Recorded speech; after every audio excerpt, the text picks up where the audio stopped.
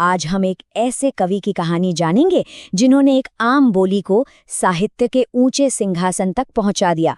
एक ऐसे लेखक जिन्होंने ये साबित कर दिया कि भाई महान कविता जो है ना वो महलों में नहीं बल्कि आम लोगों की जुबान पर ही जन्म लेती है।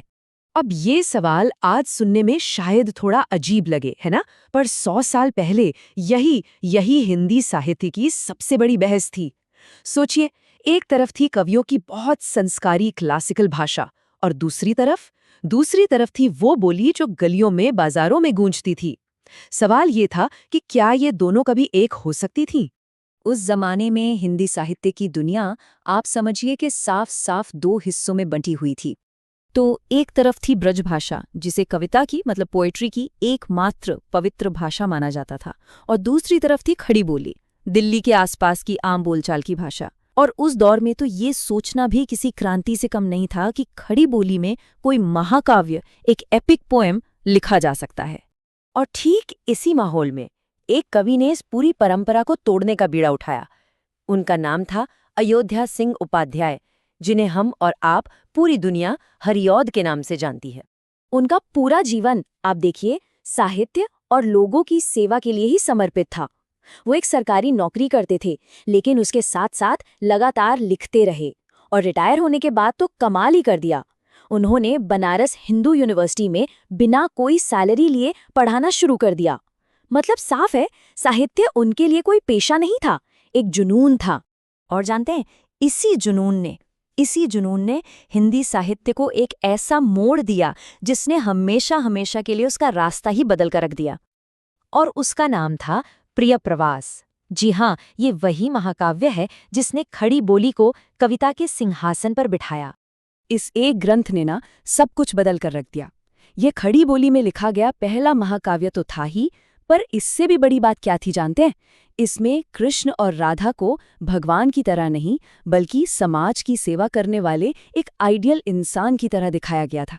और बस इसी के साथ ये साबित हो गया कि अरे भाई, आम भाषा में भी कितने महान विचार दिए जा सकते हैं। उनकी जो मॉडर्न सोच थी ना, वो इस एक पंक्ति में साफ झलकती है। यहाँ राधा कह रही हैं कि मेरे प्रिय जीवित रहें और दुनिया की भलाई करें, भले ही वो घर वापस ना भी आएं।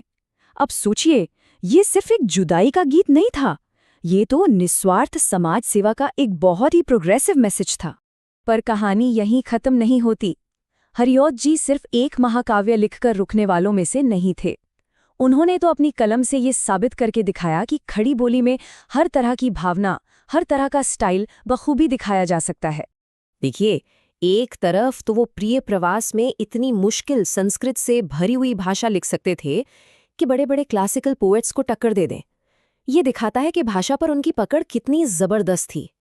और फिर दूसरी ही तरफ वो चुभते चौपदे में इतनी सीधी, इतनी सरल और मुहावरेदार भाषा लिखते थे कि वो सीधा आम आदमी के दिल में जाकर उतरती थी। ये उसके दर्द की आवाज थी, बिल्कुल उसी की जुबान में। और इतना ही नहीं, बच्चों के लिए वो इतनी सरल और मीठी कविताएं भी लिखते थे। अब आप ही सोचिए, एक ही कवि, एक ही भाषा, लेकिन अंदाज कितने अलग अलग हैं। यही तो था उनकी असाधारण प्रतिभा का असली सबूत। तो सवाल उठता है कि हरिऔध जी की विरासत क्या है? उन्होंने हिंदी साहित्य को आखिर ऐसा क्या दिया जो आज भी इतना मायने रखता है? उनके महाकाव्य प्रिय प्रवास को हिंदी साहित्य में मील का पत्थर कहा जाता है। और ये सिर्फ एक किताब नहीं थी, समझिए ये एक ऐलान था, एक घोषणा थी कि खड़ी बोली अब साहित्य की मेन स्ट्रीम का हिस्सा है। इसने आने वाले अनगिनत कवियों के लिए दरवाजे ही खोल दिए। महान कवि निराला ने उनके बारे में एक बहुत सटीक बात कही थी।